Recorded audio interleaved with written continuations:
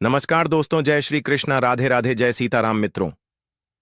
हे तुलसी माँ, आपकी इस वीडियो को जो भी सच्चे दिल से लाइक करें, उसके घर में स्थायी रूप से निवास बना लेना, उसकी झोली खुशियों से भर देना। जय तुलसी माँ। उसके घर में कभी अनधन की कमी कभी मत होने देना। लायक जरूर करें। तुलसी माँ को जल देते समय बोलने चाहिए ये 3 शब्द, सभी मनोकामनाएं पूर्ण हो जाती हैं। आज की इस वीडियो में हम जानेंगे तुलसी माँ के पौधे को जल देते समय क्या बोलना चाहिए। एक बार की है, भगवान विष्णु आराम कर रहे थे। तभी वह माँ लक्ष्मी आई और माँ लक्ष्मी ने भगवान विष्णु से तुलसी माँ को जल देने का महत्व पूछ लिया था। तब भगवान विष्णु ने उन्हें उसका महत्व सुना दिया था। आगे देवी माँ लक्ष्मी कहती हैं, हे स्वामी, आपने मुझे तुलसी माँ को जल देने का महत्व तो बता दिया है, किंतु अब मेरे मन में यह जानने की जिज्ञासा हो रही है कि तुलसी माँ को जल कैसे देना चाहिए। तुलसी माँ को जल देने की सर्वोत्तम विधि कौन सी तथा तुलसी माँ को जल देने का मंत्र कौन सा है? कृपया आप मुझे इन सभी प्रश्नों का उत्तर दें। तब भगवान विष्णु देवी माँ लक्ष्मी से कहते हैं, हे प्रिय, जिस प्रकार से मैंने तुम्हें तुलसी माँ का महत्व सुनाया है, उसी प्रकार से तुलसी माँ को जल देते समय बोले जाने वाले मंत्र का भी बड़ा महत्व है। यह मंत्र केवल 3 शब्दों का है, किंतु इसका प्रभाव बहुत कल्याणकारी है। जो भी इंसान प्रतिदिन तुलसी माँ को जल देते समय अपने मुख से केवल यह 3 शब्द बोल देता है, तो साक्षात माँ लक्ष्मी उसके घर में प्रवेश करती है। उसकी दरिद्रता समाप्त हो जाती है, उसे धन धान्य की प्राप्ति होती है। वह मंत्र बताने से पूर्व मैं आपको तुलसी माँ के इस मंत्र का महत्व सुनाता हूँ। इस महत्व को सुन लेने मात्र से ही इंसान के समस्त पाप नष्ट हो जाते हैं। उसे 1000 वर्षों तक तुलसी माँ को जल देने का पुण्य प्राप्त हो जाता है। इसीलिए देवी लक्ष्मी, आप इस कथा को ध्यान से पूरा जरूर सुने। देवी माँ लक्ष्मी कहती हैं, हे प्रभु, मैं इस कथा को पूरा अवश्य सुनूंगी। आप मुझे तुलसी माँ के मंत्र का महात्मा सुनाइए। भगवान विष्णु कहते हैं, हे देवी लक्ष्मी, दक्षिण में एक अत्यंत शोभा यमा नगरी थी। उस नगरी में रमेश नाम का एक खोटी बुद्धि का ब्राह्मण रहता था। पापियों का तो वह शिरोमणि था। उसका जन्म एक ऐसे ब्राह्मण परिवार में हुआ था जो पाप करने वाले शास्त्र ज्ञान से शून्य थे।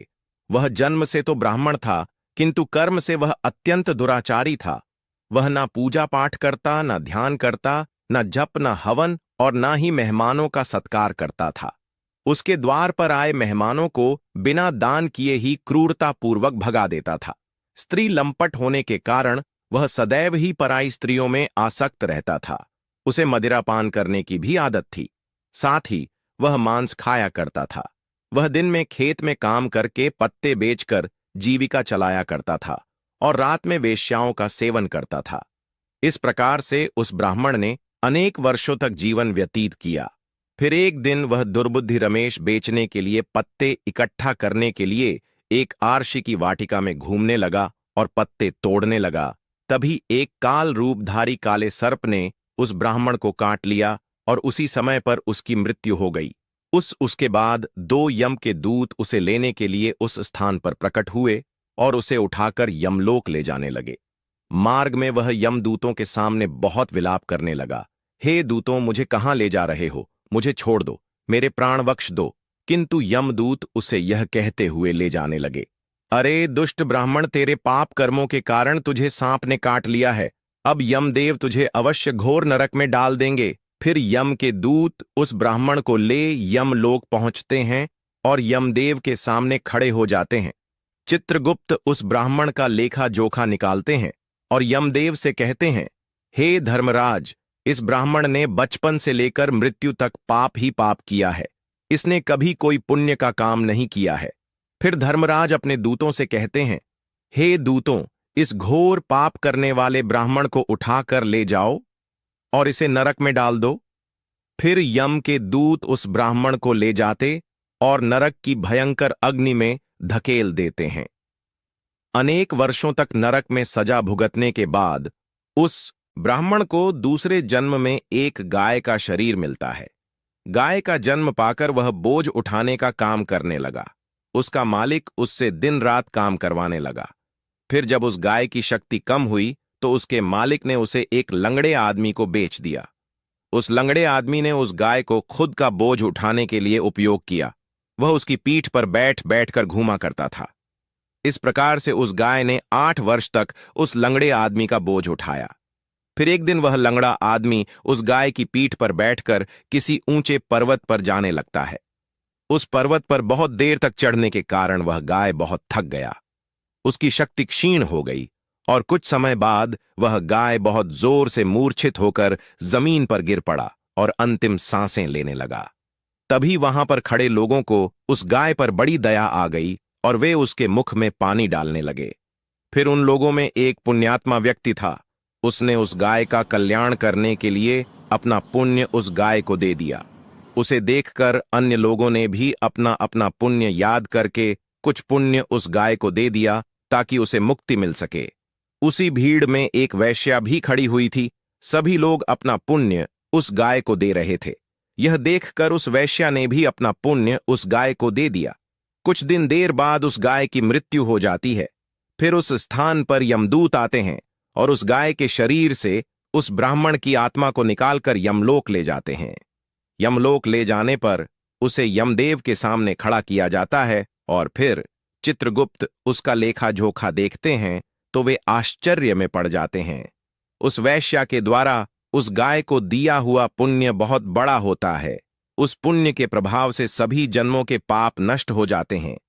फिर यमदेव उस ब्राह्मण के सभी पाप क्षमा करते हैं और कहते हैं, हे ब्राह्मण, उस वैश्या ने तुझे अपना पुण्य देकर तुझ पर बड़ा उपकार किया है। केवल उसी के पुण्य के कारण तुम्हारे सब जन्मों के पाप नष्ट हो गए हैं। और यमदेव उसे फिर से इंसान जन्म प्रदान करते हैं। इस बार वह पृथ्वी पर आकर एक उत्तम ब्राह्मण कुल में जन्म लेता है। उस महापुण्य के प्रभाव से उसे इस नए जन्म में अपने पूर्व जन्म की बातें याद आने लगती हैं। जब वह ब्राह्मण बड़ा हो जाता है तो उसे याद आता है कि पिछले जन्म में जब वह गाय था तब एक वैश्या ने उसे उसका पुण्य दे दिया था। इसीलिए उसके मन में उस वैश्या के बारे में जानने की इच्छा होती है और उस महापुण्य के बारे में जानने के लिए उस वैश्या का पता लगाकर उसे ढूंढते हुए उसके नगर में चला जाता है। वह वैश्या अब बूढ़ी हो चुकी थी। फिर जब उसे वह वैश्या मिल जाती है तो वह उसके सामने जाकर उसे बार बार प्रणाम करता है और उस वैश्या का धन्यवाद करने लगता है। वह वैश्या कहने लगती है, हे ब्राह्मण श्रेष्ठ, आप कौन हैं और किस कारणवश आप मुझ वैश्या को धन्यवाद दे रहे हैं? मैंने आपका कौन सा कार्य किया है जो आप मुझे नमस्कार कर रहे हैं? तब वह ब्राह्मण कहता है, हे मां, मैं वही गाय हूं जिसे तुमने अपना पुण्य दे डाला था। अपने पाप कर्मों के कारण मुझे पिछले जन्म में गाय होना पड़ा था। उस पर्वत पर जब मैं मर रहा था तो तुमने मुझे अपना पुण्य दिया था। तुम्हारे पुण्य के प्रभाव से ही आज मुझे फिर से इंसान जन्म मिला है। तुम्हारे द्वारा दिए गए उसी पुण्य के कारण मुझे अपने पूर्व जन्म की सारी बातें याद है। किंतु हे मां, मैं आज यहां पर यह जानने के लिए आया हूं कि तुमने मुझे उस समय पर अपना कौन सा पुण्य दिया था जिस कारण से मेरे सभी जन्मों के पाप नष्ट हो चुके हैं। मैं उस पुण्य के बारे में जानना चाहता हूं। तब वैश्या ने कहा, हे ब्राह्मण श्रेष्ठ, मैंने तो अपने जीवन में कोई पुण्य के काम नहीं किए हैं, किंतु मेरे घर में एक तोता है जो पिंजरे में रहकर हमेशा कुछ बोलता रहता है, जिसे सुनकर मेरा अंतकरण पवित्र हो गया है। उसी तोते के द्वारा बोले गए मंत्र का पुण्य मैंने तुम्हें दान में दिया था। फिर वह वैश्य और वह ब्राह्मण उस तोते के पास जाते हैं और उसे पूछने लगते हैं, हे शुक, तुम कौन सा मंत्र बोलते रहते हो जिससे हमारे जीवन का उद्धार हुआ है? यह मंत्र तुम्हें किसने सिखाया और इस मंत्र का क्या अर्थ होता है? तब उस तोते ने अपने पूर्व जन्म का वृतांत सुनाना आरंभ किया। वह तोता कहने लगा, हे ब्राह्मण श्रेष्ठ, पिछले जन्म में मैं एक ब्राह्मण था। मैं अपने ज्ञान के अहंकार में अंधा हो चुका था। मैंने कभी गुरुजनों का आदर नहीं किया, सदैव ही उनका अपमान किया। मुझे अपने ज्ञान पर इतना अधिक घमंड हो गया था कि जिस कारण से मेरा क्रोध बहुत अधिक बढ़ गया और मैं सभी से द्वेष करने लगा। अन्य मनुष्यों को तुच्छ समझने लगा। विद्वानों का भरी सभा में अपमान करने लगा। फिर कालांतर में मेरी मृत्यु हो गई और मुझे यमलोक ले जाया गया।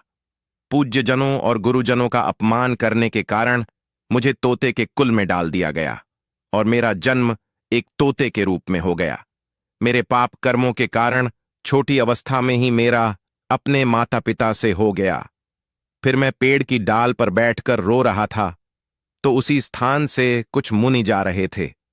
उन्होंने मेरी दयनीय पुकार सुनी और मुझे लेकर अपने आश्रम में चले गए।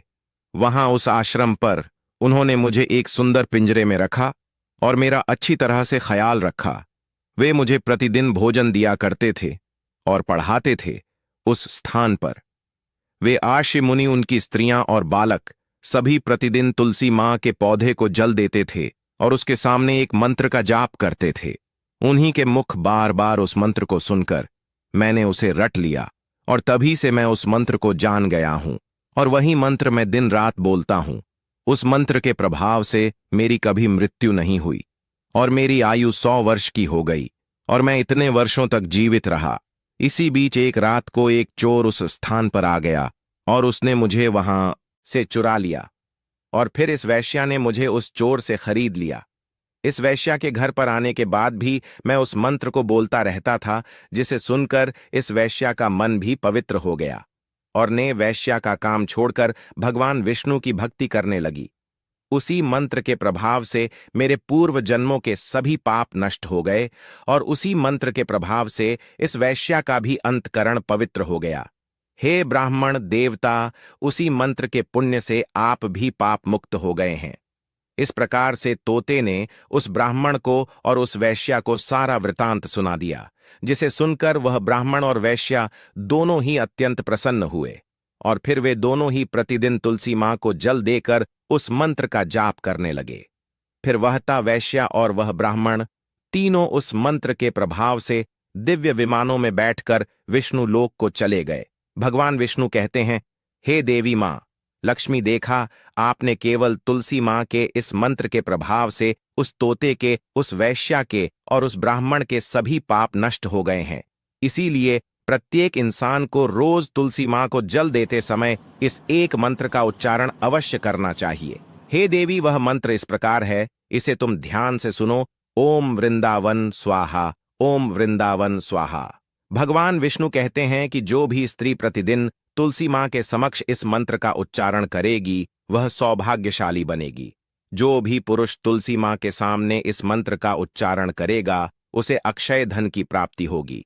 जिस घर के सामने प्रतिदिन तुलसी मां की पूजा की जाएगी उस घर में साक्षात लक्ष्मी का वास होगा। तुलसी मां का यह मंत्र राजकल्प तरु है, यह समस्त फलों को प्रदान करने वाला है। अतः जो भी तुलसी मां के सामने इस मंत्र का उच्चारण करेगा उसे संपूर्ण सिद्धियां प्राप्त होंगी। स्त्रियों को सदैव ही स्नान करके अपने बाल बांधकर मांग में सिंदूर भरकर प्रतिदिन तुलसी मां को जल देना चाहिए और इस मंत्र का उच्चारण करना चाहिए। रोज तुलसी मां के पौधे की परिक्रमा करनी चाहिए, इससे सभी दोष नष्ट हो जाते हैं। प्रतिदिन शाम के समय तुलसी मां के पास दीपक जलाना चाहिए और तुलसी मां के पास बैठकर भगवान विष्णु की आराधना करनी चाहिए। तुलसी मां के पास दीपक जलाने से इंसान को धन धान्य की प्राप्ति होती है। हजारों अमृत के घड़ों से नहलाने पर भी श्री हरि को उतनी तृप्ति नहीं होती जितनी वे मनुष्यों के द्वारा तुलसी मां का एक पत्ता चढ़ाने से प्राप्त करते हैं। 10,000 गाय के दान से मानव जो फल प्राप्त करता है वही फल तुलसी मां पत्र के दान से पा लेता है।